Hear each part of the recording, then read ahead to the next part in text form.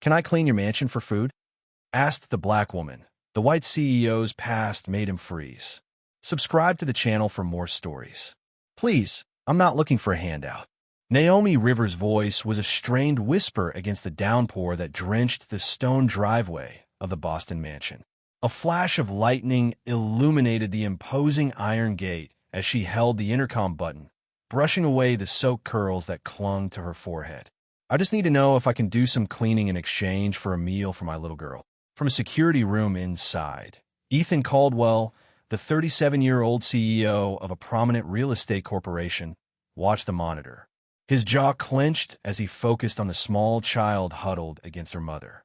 The girl, Zuri, had a wooden bead bracelet on her wrist, a design identical to one he'd given his own daughter, Lily, just before the accident. The sight stole his breath. He pressed a button, and the heavy gates groaned open. Naomi moved through the entrance, holding a shivering Zuri in her arms. She squared her shoulders, her expression a mix of terror and steely determination. When she finally stood before Ethan in the grand foyer, his voice was curt. "What is it you want?" Naomi's voice steadied. "Just some food for my daughter. I'll do whatever work you have." "Just a meal." She stood tall, drenched but dignified. Ethan's gaze drifted to Zuri's small, weary face. As thunder rumbled overhead, vibrating through the chandeliers, he stepped back. "Come in," he said, his tone softening. "The child needs to get warm." Naomi led Zuri into a dimly lit corridor flanked by classical paintings. Ethan trailed them, his footsteps silent on the marble. He watched them enter a modest guest suite in the east wing before he turned without a word and ascended the main staircase. A few minutes later, he returned and left a small pile of clothing outside their door. A tiny sweater, trousers, and a pair of soft, rolled-up socks. There was no note, just a gesture. Naomi paused before gathering the items, her eyes on Zuri's tired features. She dressed her daughter in the warm clothes and whispered for her to eat before gently placing her on a spare bed to rest. Ethan retreated to his private study, clutching a framed picture of Lily. The image of Zuri wearing that bracelet was a fresh wound. His hand shook. Outside the guest room, Naomi sat on a small stool, spooning warm broth into Zuri's mouth. The little girl sipped, her eyelids heavy. Naomi wiped her daughter's lips and pulled the new sweater snugly around her. "Thank you," she whispered into the quiet room, doubting anyone could hear her. Upstairs, Ethan set the photograph back on his desk, his expression unreadable. He stared through the rain-streaked window at the gardens where Lily's favorite flowers grew, memories threatening to overwhelm the silence. Zuri murmured something in her sleep. Naomi stayed by her side, stroking the curly hair from her face. She held the gifted clothes for a moment before rising and slipping into the hall. She paused, gave a slight bow toward the top of the stairs, and said, "Thank you for letting us stay," before quietly closing the door. Ethan stood on the landing above, his eyes fixed on the closed door, his hand pressed against the cool wood of the banister. Zuri's breathing evened out in the hush of the mansion. Naomi collected the empty bowl and stepped back into the corridor, pausing in a sliver of moonlight from a stained-glass window. The gates outside were still open, but she knew she wouldn't be going back into the storm. In his study, Ethan held the framed photo to his chest, Lily's bright, irreplaceable laughter echoing in his mind. He placed the picture down and opened a dusty chest beside his desk. Inside lay a beaded bracelet, the perfect match to Zuri's. He touched the beads, his lips trembling. "Why didn't anyone tell me she would come back like this?" he whispered. The great house was silent, filled with ghosts. Ethan moved to the balcony overlooking the foyer, gazing down at the hall where, somewhere beyond the walls, Naomi and Zuri were safe. Rain lashed against the glass as he felt something crack open inside him, a fissure between grief and hope, opened by a mother's desperate plea. The faint scent of lemon polish mingled with the smell of rain as Naomi wiped down the grand staircase's carved banister. 2 days had passed since she and Zuri had arrived in the storm. She hadn't requested to stay, only to earn her keep. Ethan had remained distant, but he hadn't told them to leave. Nearby, Zuri played with a cloth doll Naomi had made from an old shirt. The little girl still seemed frail, but some color had returned to her cheeks, and her curious eyes followed her mother's every move. When Ethan walked in the foyer, Zuri looked up. "Mommy," she whispered, tugging on Naomi's sleeve. "It's the man with the sad voice." Naomi turned, startled. Ethan froze mid-stride. I'm so sorry," Naomi stammered, rubbing her hands on her jeans. She didn't mean anything by it. She just notices things. Ethan's expression remained neutral, but he looked at Zuri for a long moment. "Children often do," he said, before continuing into the library. That evening, with Zuri asleep in a bed far too big for her, Naomi sat on the floor, mending a tear in her daughter's only jacket. The lamplight caught the delicate coils of her hair as she worked. It felt surreal to be in this mansion, warm and safe. Just weeks ago, they were living in a rusted van. When the engine failed, she had wrapped Zuri in old sweaters and sung to her over the roar of passing trucks. It was worse than when she'd left her nursing job after a supervisor's unwanted advances were ignored by the administration. Worse even than the day Zuri's father walked out. Naomi hadn't cried then, but now, in the quiet of a stranger's home, her eyes filled with the unfamiliar sting of relief and the guilt that came with it. When she lay down beside Zuri, she saw a small tray on the nightstand holding a cup of warm milk and a few shortbread cookies. She hadn't heard anyone come in. She picked up the cup.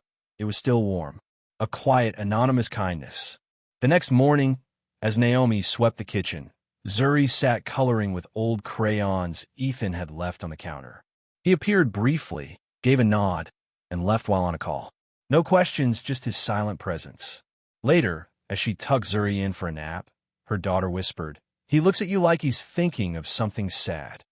That evening, Naomi stood by the kitchen window, watching the twilight. She didn't understand why Ethan was letting them stay, or the significance of Zuri's bracelet. She was grateful but cautious. People with this kind of wealth rarely helped without a motive. Yet, he hadn't even asked for her last name. Upstairs, Ethan stared into the fire, his fingers tracing the beads on the bracelet from his desk. He could hear the faint echo of Zuri's voice from the kitchen, a sound he hadn't heard in his home for years. Not since Lily. He closed his eyes, remembering what it felt like to come home to the sound of a child. The mansion was quiet, but for the first time, it felt a little less empty. The grand estate had become more of a mausoleum than a home. Every corridor echoed with memories of the little girl whose laughter once filled its halls. It had been 4 years since the accident. Ethan stood at the nursery doorway, his hand gripping the frame. He rarely came here. The lilac walls were adorned with fading murals of birds and clouds. Her bookshelf was untouched, her stuffed animals frozen in time, waiting for a hug that would never come. Lily had been 7, a sweet girl with a fascination for purple orchids. She drew them on everything. One smudged drawing was still taped to the refrigerator. He could never bring himself to take it down. The day she died, he'd been on a flight to London. His ex-wife's frantic call came after the crash. "I thought you knew she was with me," she cried. He hadn't known. He never got to say goodbye. Since then, he'd buried himself in acquisitions and reports. Numbers were predictable, emotions were not. He had built his empire on a foundation of silence. But now Zuri's voice, so much like Lily's, was seeping through the cracks. That morning, he heard soft footsteps upstairs. Naomi was cleaning. He didn't mind until he heard the creak of the nursery door. His heart seized. By the time he reached the room, Naomi was standing by the small bed, holding a pale blue pillow. A seam was torn, exposing the stuffing. "What are you doing?" His voice was sharp. Naomi jumped. "I'm sorry," she stammered, setting the pillow down. "It was ripped. I was just going to fix it." "You shouldn't be in here," he said, his tone like shattered glass. She lowered her head. "I didn't know. I truly didn't mean to intrude," he didn't answer. The room was too full of ghosts. That night, Ethan returned to the nursery. The pillow was back on the bed, the seam neatly sewn. A small note lay beside it. "I'm sorry for touching something sacred. I only meant to help." Naomi his fingers traced her careful, tender stitches. He sat on the floor, the pillow in his lap, and for the first time in years, quiet tears fell. Downstairs, Naomi paced. She worried she had crossed a line, but the look in Ethan's eyes had been more pain than angry. The next morning, he appeared in the kitchen as she was pouring Zuri cereal. "I have more rooms that could be cleaned," he said, avoiding her gaze. "If you're willing to stay another week." Naomi looked at him, surprised. "Of course. Thank you. It's easier having someone in the house," he added, almost to himself. "Zuri, she makes it feel like it used to." Naomi nodded, understanding what he couldn't say. In that unspoken moment, something shifted. It wasn't about charity or debt, but about a fragile, hesitant healing that was just beginning. The garden had been left to go wild. Ivy crept over the stone paths, and the hedges had lost their shape. It had been Lily's favorite place. Now it was just another reminder of his loss. But Zuri had claimed it. Every afternoon, she would run barefoot through the overgrown yard, laughing at butterflies. She loved the broken fountain, which she called the whispering water. One morning, Ethan stepped outside into the sun, seeking quiet. He found Zuri standing under an old apple tree, her small arms stretched toward a branch she couldn't quite reach. He hesitated, then walked over, plucked the ripest apple, and offered it to her. Zuri took it with wide eyes and then, to his shock, wrapped her arms around his legs. "Thank you, Mr. Sad Voice," she said, resting her cheek against his knee. Ethan froze. "Zuri," Naomi called from the porch, hurrying down the steps. "I'm so sorry," she said, gently pulling her daughter back. "She likes to give people names." Ethan looked from the apple in Zuri's hand to Naomi. "It's all right," he said, his voice softer than usual. "She says your voice sounds like it's missing a song," Naomi added with a shy smile. "I told her some people carry quiet in their hearts." He didn't know how to reply. Later, while Zuri napped, they sat in the kitchen. For once, Ethan didn't retreat to his study. Before all this, Naomi said, "I worked night shifts at a nursing home. I liked listening to the residents' stories." "What happened?" Ethan asked. Her hand stilled. "A supervisor started harassing me. When I reported it, they sided with him. I walked out that day, a silence hung between them. And Zuri's father," he asked gently. "Left when I was 3 months pregnant," she said simply. "Never looked back." Ethan's brow furrowed. "That's unforgivable." Naomi shrugged. "I stopped trying to understand it. Zuri was born in the back seat of our van. The first thing she did was let out this loud, strong cry. That sound is what kept me going." He watched her slice the last potato, her movements steady. "You're stronger than you know," he said quietly. That evening, a soft rain returned. Naomi and Zuri had fallen asleep on the living room sofa, wrapped in a blanket. Ethan came downstairs and stopped when he saw them. Zuri's small body was nestled against her mother's, her hand tangled in Naomi's shirt. He stood watching for a long time before quietly turning off the hall light so it wouldn't disturb them. A warmth he hadn't allowed himself in years spread through his chest. He was starting to care, and caring was a risk that had broken him once before. Still, as he lay in bed, the image of them lingered. For the first time in years, sleep was not an escape, but a place where their quiet presence followed him. The storm hit without warning, turning the sky to iron. At 7:08 p.m., the mansion plunged into darkness. In the sudden silence, Zuri gasped. Naomi, holding a flashlight, tried to sound calm. "Well, I guess it's a candlelight kind of night." Soon, a few candles cast a warm glow across the living room. Naomi wrapped Zuri in a blanket, and they sat on the rug. Ethan joined them, holding a book of poems. "Come on," Naomi said, patting the floor beside her. "We don't bite." He sat down, the candlelight softening the sharp lines of his face. "Tell us a story, Mommy," Zuri chirped. Naomi began a silly tale about a hedgehog who wanted to fly. Zuri's giggles filled the room, her nose wrinkling just so, with a little gasp between laughs. It was exactly how Lily used to laugh. Ethan watched, stunned.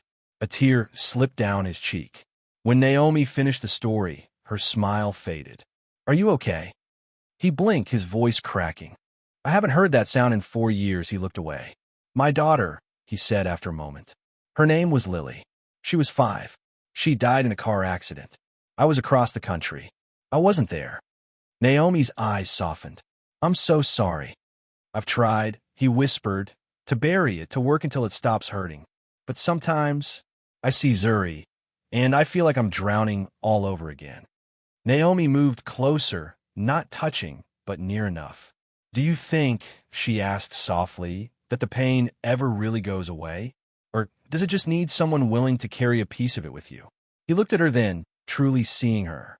In the candlelight, he saw not just a guest, but a woman who had known loss and still chose love. Later, after Naomi and Zuri had fallen asleep on the couch, Ethan gently draped a wool blanket over them. His hand lingered near Naomi's shoulder for a second.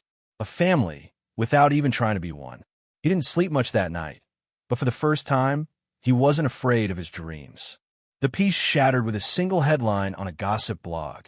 Billionaire CEO playing house with homeless maid. By morning, reporters swarmed the front gate. Naomi watched in horror as microphones were shoved through the bars. Is it true she was living in a van?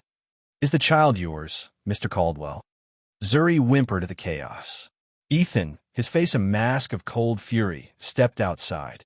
This woman, he said, his voice steady, is the reason my daughter smiles again.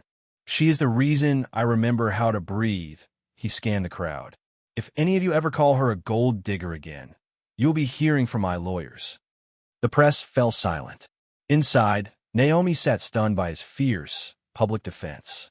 That afternoon, Ethan's oldest friend, James, showed up. You look different, James said, raising an eyebrow. That bad? Ethan smirked. No, that alive. They sat in the study. So, James said, glancing at a notebook of Lily's drawings. She got through. Ethan sighed. I didn't plan for this. I let them in thinking it was temporary. But now Zuri laughs, and I swear I hear Lily.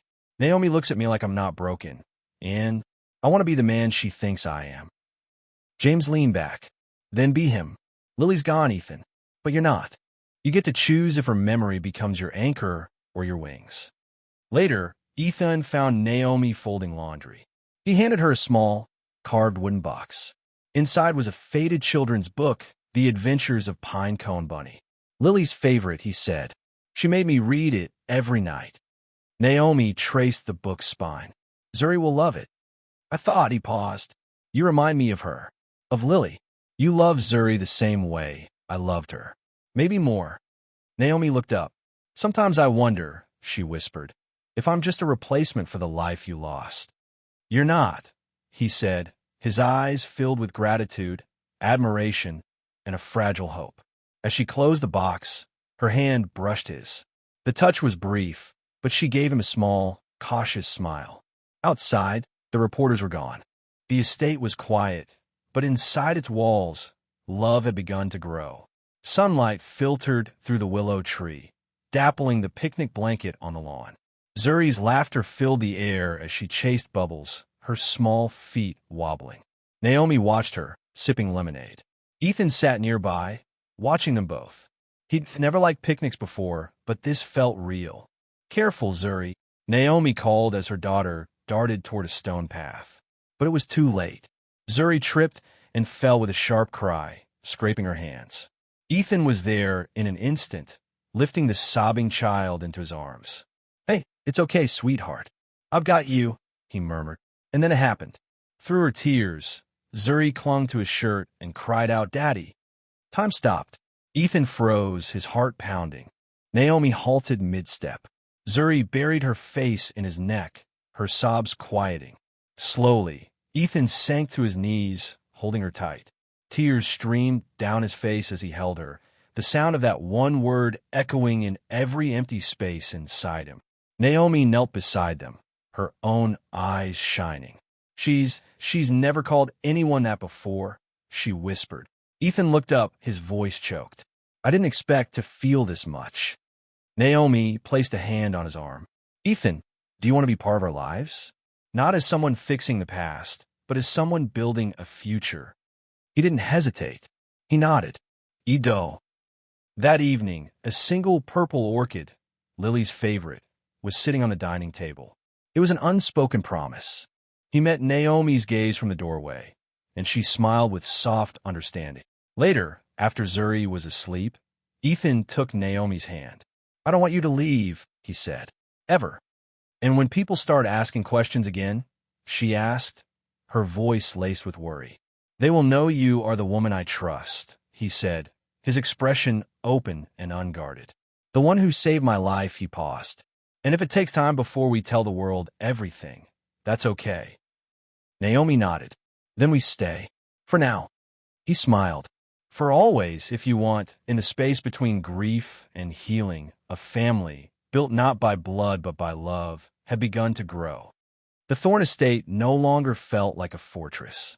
Its once silent walls now hummed with life. Naomi stood by the door, a stack of textbooks under her arm. She was heading to her first orientation for nursing school. You'll be brilliant, Ethan said, sipping his coffee. Zuri ran after her. Wait, Mama, you forgot your lucky pen. Naomi laughed, scooping her up and twirling her around. Ethan watched from the porch, his heart full. The living room had transformed. In place of stiff, formal furniture was a play tent and a bookshelf of children's stories. On the center wall was a new painting Zuri had made. 3 figures holding hands under a smiling sun. At the top, in bold letters, she had written family. Ethan had framed it himself. When Naomi first saw it, she stood for a long moment before whispering, thank you. One rainy afternoon, they sat on the patio. Zuri danced on the wet stones. I used to dread the rain, Ethan murmured, brushing a strand of hair from Naomi's face. And now, she asked. He watched Zuri spin in circles. Now it feels like a second chance. Naomi rested her head on his shoulder. I spent years fearing the next goodbye. Now I believe in tomorrows again. That night, Zuri crawled onto Ethan's lap with a photo album. Tell me again, she said, pointing to a picture. That was your first day at the zoo, he smiled. You fed the goats and screamed when one licked your hand. She giggled, burying her face in his chest. You're the best, Daddy, he held her tight. I had the best teacher, he whispered. Later, Ethan walked alone through the garden. The flowers Naomi had planted were in full bloom, including a small cluster of purple orchids. He knelt beside them. Hi, Lily, he said softly. I hope you like the garden. When he returned to the house, Naomi met him at the door. We're home, aren't we? She asked, taking his hand. He nodded. Yes, we finally are. Pain may never disappear completely, but it softens when held by hands that choose love. If this story of loss, healing, and unexpected connection touched your heart, we invite you to stay with us at Ball Bouncers Tales. We share powerful tales of resilience and redemption that will move you, make you smile, and remind you of what truly matters. If you believe in love that heals and families that form in the most beautiful ways, please subscribe to our channel, like this video, and turn on notifications. The most beautiful language doesn't need words, just a heart willing to listen. We'll see you in the next story.